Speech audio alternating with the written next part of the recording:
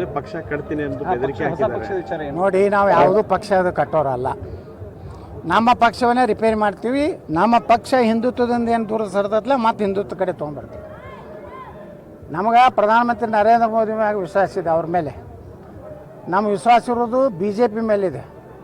ನಾವು ಯಡಿಯೂರಪ್ಪನ ಮ್ಯಾಗ ವಿಶ್ವಾಸ ಇರಲಿಕ್ಕಿಲ್ಲ, ವಿಜೇಂದ್ರ ಮ್ಯಾಗ ವಿಶ್ವಾಸ ಇರಲಿಕ್ಕಿಲ್ಲ. ಆದರೆ ನಾವು ಭಾರತೀಯ ಜನತಾ ಪಾರ್ಟಿ ಮೇಲೆ ವಿಶ್ವಾಸ ಇದೆ, ನಮ್ಮ ನರೇಂದ್ರ ಮೋದಿಯವರ ಮೇಲೆ ವಿಶ್ವಾಸ ಇದೆ. ಅಟಲ್ ಬಿಹಾರಿ ವಾಜಪೇಯಿ ಅದ್ವಾನಿ ಕಟ್ಟಿದಂಥ ಪಕ್ಷದ ಕಾರ್ಯಕರ್ತರು ನಾವು ಯಾವ ಕಾಲಕ್ಕೂ BJP ಬಿಟ್ಟು ಹೋಗೋದಿಲ್ಲ.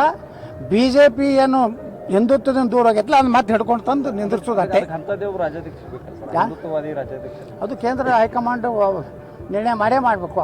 ಹಿಂದುತ್ವ ಆಧಾರದ ರಾಜಕಾರಣಿಗಳನ್ನೇ ಪ್ರೊಟೆಕ್ಟ್ ಮಾಡಿದ್ರೆ ಮಹಾರಾಷ್ಟ್ರದಾಗ ಬರಬೇಕಾದ್ರೆ ಹಿಂದುತ್ವದ ಆಧಾರ ಮೇಲೆ, ಉತ್ತರ ಪ್ರದೇಶದಲ್ಲಿ ಹಿಂದುತ್ವದ ಆಧಾರ ಮೇಲೆ, ಆಸಾಂ ಹಿಂದುತ್ವದ ಆಧಾರ ಮೇಲೆ, ರಾಜಸ್ಥಾನ್ ಹಿಂದುತ್ವದ ಆಧಾರ ಮೇಲೆ, ಮಧ್ಯಪ್ರದೇಶ ಹಿಂದುತ್ವದ ಆಧಾರ ಮೇಲೆ, ದಿಲ್ಲಿ ಹಿಂದುತ್ವ ಆಧಾರ ಮೇಲೆ, ಮತ್ತು ಕರ್ನಾಟಕನೂ ಹಿಂದುತ್ವ ಆಧಾರ ಮೇಲೆ BJP